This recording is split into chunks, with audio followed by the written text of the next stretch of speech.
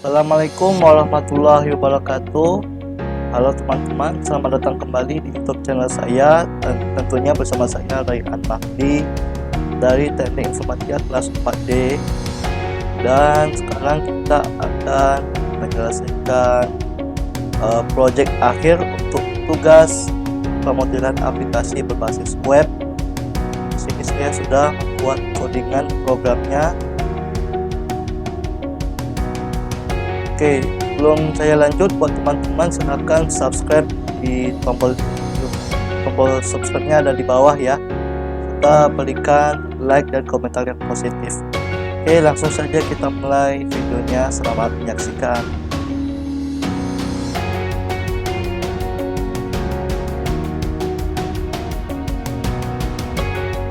Baiklah, kita sekarang sudah berada di tampilan login. Ini tampilan login yang saya buat, ini agak sederhana saja ya. Di samping itu juga, sini saya sudah membuat tampilan register. Ini nanti kita ini harus register dulu di sini ya. Karena kalau kita buat user di sini nih, dia nggak akan bisa masuk karena tanggal pembuatannya tidak diketahui. Kalau ini 0 misalkan kan, coba kita login misalkan nabilahfc@gmail.com, maka dia nggak bisa login karena dia tidak diketahui tanggal ininya. Created ad sama update ad ini 0, berarti itu tidak bisa login. Oleh karena itu, kita coba register dari halaman register user ini ya. Sekarang kita coba buat namanya admin Raihan misalkan. Terus passwordnya segini. Terus passwordnya ini harus sama ya. Antara password ini sama dengan konfirmasi password.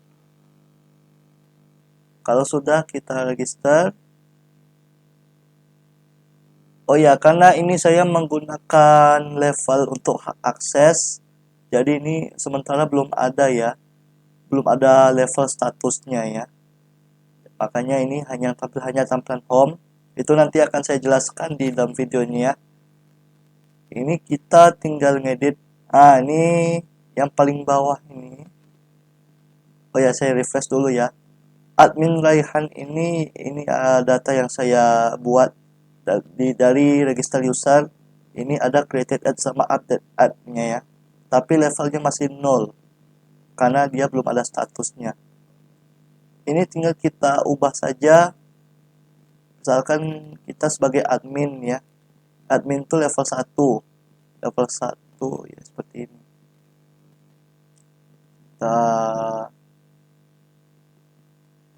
Kita langsung go saja.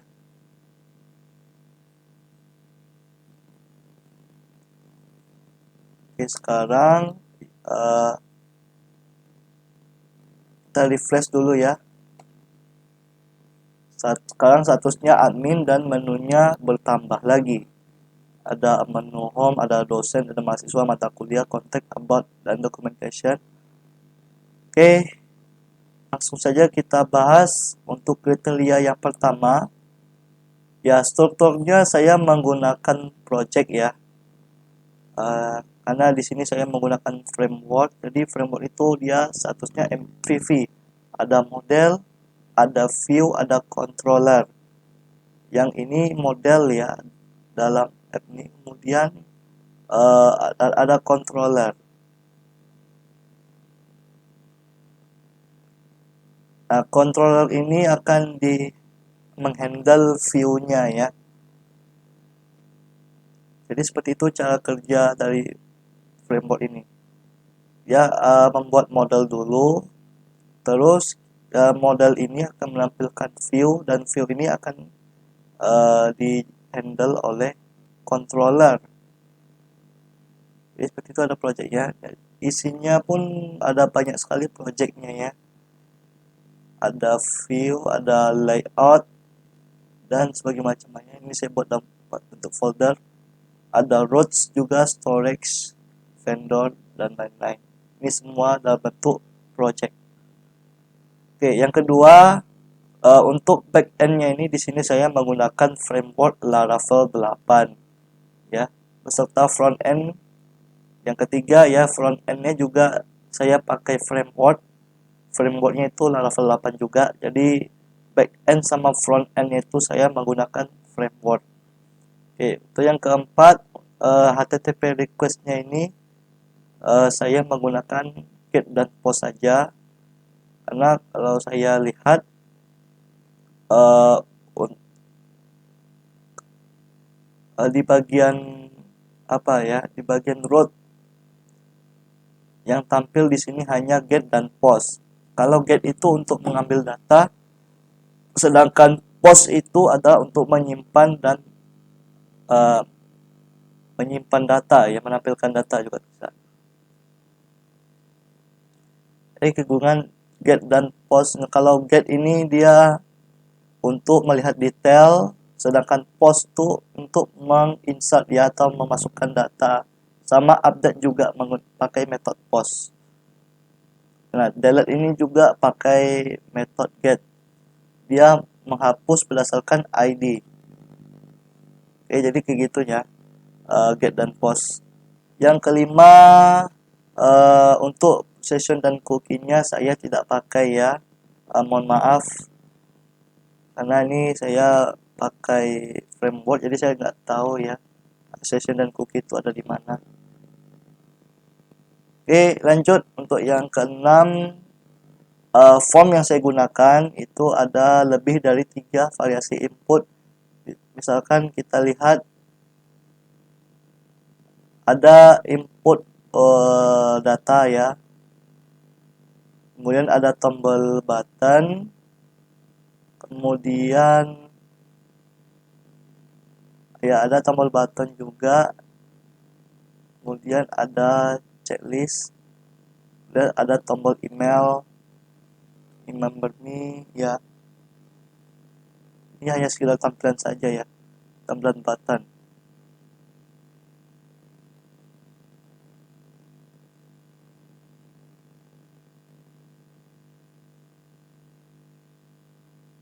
Ini isinya ada ini ya, ada form input, kemudian ada button, kemudian ada checkbox. Jadi ada 3 variasi input ya.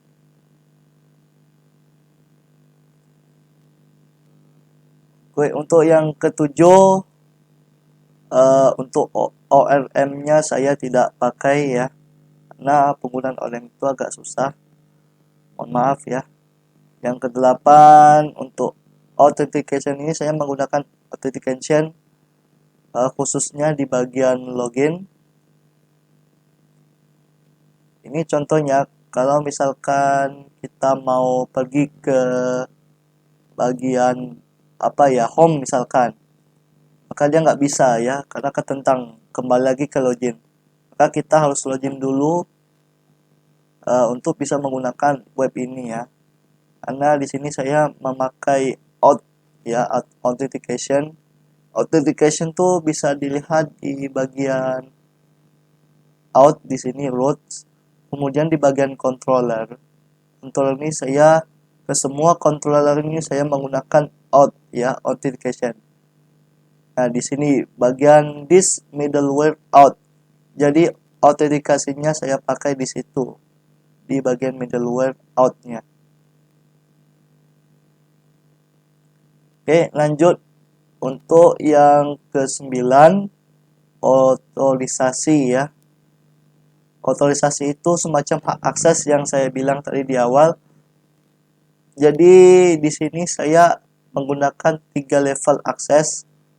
Ada akses admin, kemudian ada user, dan juga customer atau pelanggan. Ini bisa lihat di bagian middleware ya. Ini ada admin. Kalau dia usernya level 1 itu berarti admin. Kalau misalkan dia level 2 itu dia disebut user. Ini bisa Anda lihat ya, di bagian middleware-nya ada admin, ada user, dan satu lagi untuk level 3-nya adalah customer. Customer ini dia statusnya level 3. Nggak cuma di middleware aja nih, penggunaan authentication-nya juga berlaku di kernel. Nah, di kernel ini sudah saya buat ya, ada admin, user, dan customer. Kemudian untuk menu-menunya ya, untuk hak akses bisa dilihat di bagian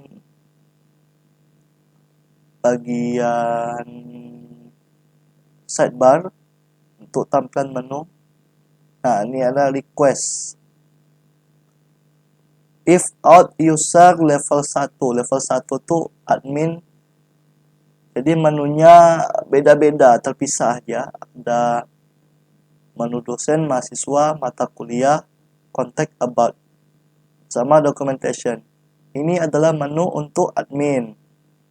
Kalau dia menu untuk user atau level 2, ini cuman contact, user, dan about saja. Kalau level 3, cuman customer dan about saja ya. Sedangkan kalau home ini adalah untuk semua hak akses ya. Jadi walaupun kalau misalkan levelnya 0, itu yang tampil cuma halaman home saja. Sekarang coba kita, ini tadi saya login sebagai admin ya. Kalau Anda lihat ini di database-nya ya, di user. Nah, saya admin Raihan ini level 1. Level 1 ini berarti admin. Coba kalau misalkan kita login sebagai user level 2. Nah, ini level 2 ya. Kita copy. Yang tadi admin ya. Sekarang kita keluar dulu.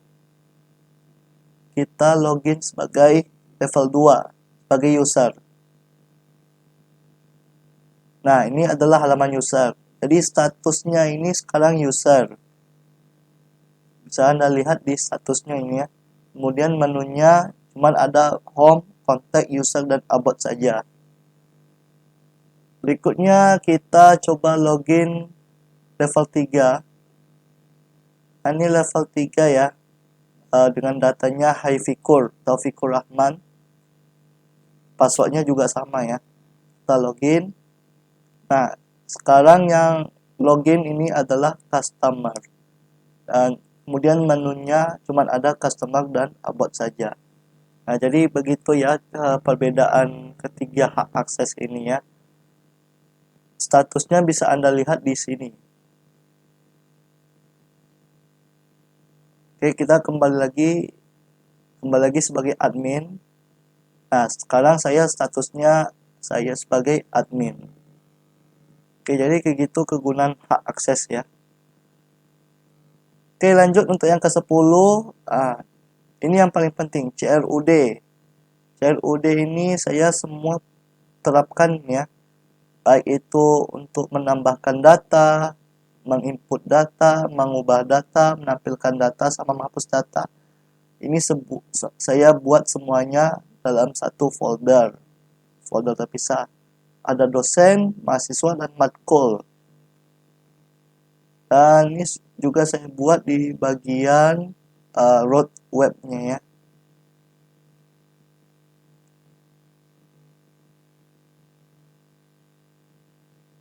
Nah, ini ada detail, add, insert, edit, update, delete. Masing-masing ya dalam foldernya.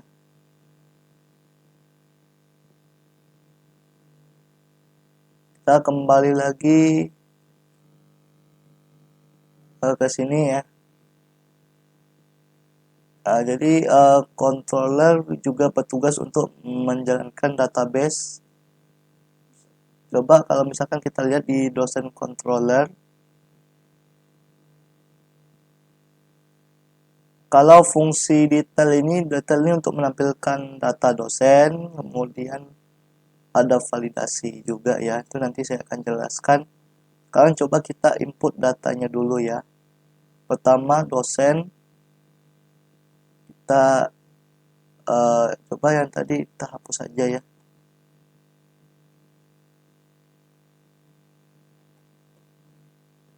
Ini saya sudah membuat data dosen. Ini sebagai contoh saja ya. Misalkan yang saya input itu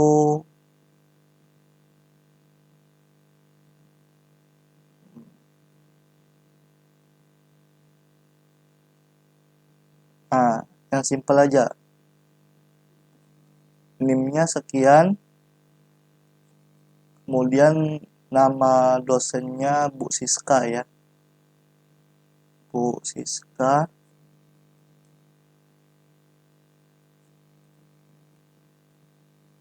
Fakultas Sains dan Teknologi, kemudian jurusan Teknik Informatika. Kita simpan. Nah, sekarang sudah ada data satu ya. Sekarang kita coba tambahkan NIP lagi ya. Misalkan kita input ini, kita input ini.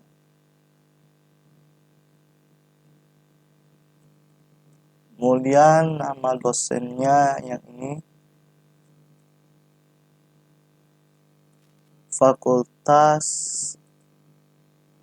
Sains dan Teknologi, jurusan Teknik Sistem Informasi misalkan ya. Ini nanti kasus ini kita ubah. Ini sebagai contoh saja ya. Oke, tadi kita sudah menambahkan data. Sekarang kita akan melihat detail. Nah, ini adalah detail dosen. Kemudian untuk edit, mengubah data ya. Kita ubah jadi Teknik Informatika. Kita simpan. Oh ya, NIP ini sudah ada ya.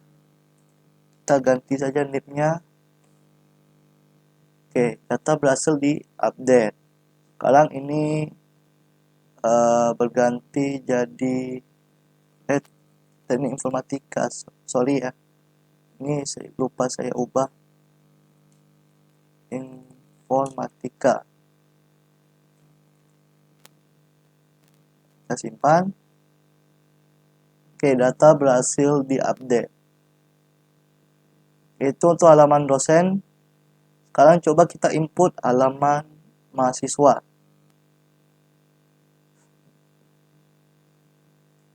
Misalkan kita input NIM saya, kemudian nama saya, Fakultas Sains Teknologi, jurusan Teknik Informatika. Kita simpan.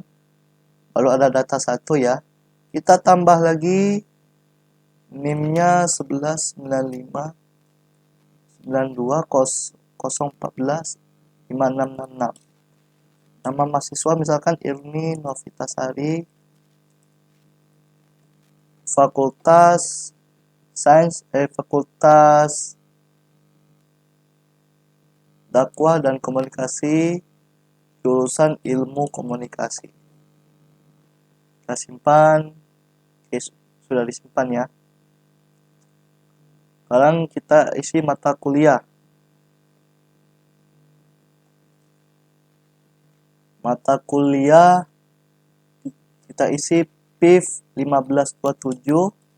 Kemudian nama mata kuliahnya metode numerik.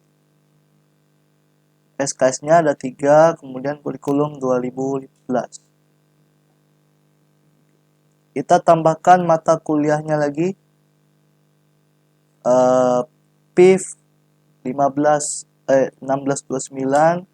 Nama mata kuliahnya probabilitas dan statistik.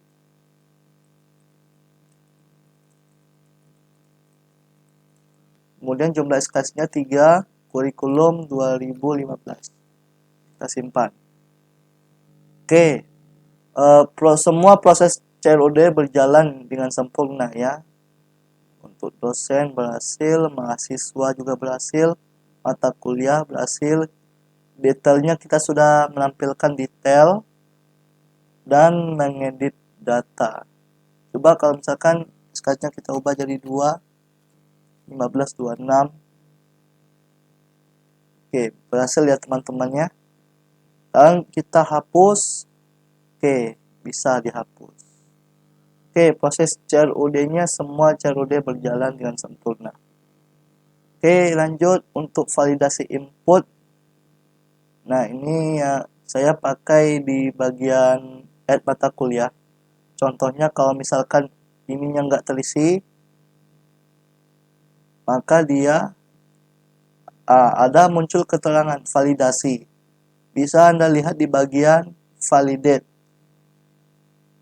Validate ini ya, nih apa saja yang dibutuhkan. Nanti akan muncul pesan. Kalau NIP request harap mengisi NIP. Kalau NIP unique itu NIP ini sudah ada. Berarti kalau ada kode yang sama harus diubah, ganti kodenya ya. Ya, kalau NIP min ini nilainya kalau kurang ya. Kalau max itu kalau lebih dari maksimal. Nah, kalau record ini yang dibutuhkan. Jadi validasi kegunaannya seperti itu ya.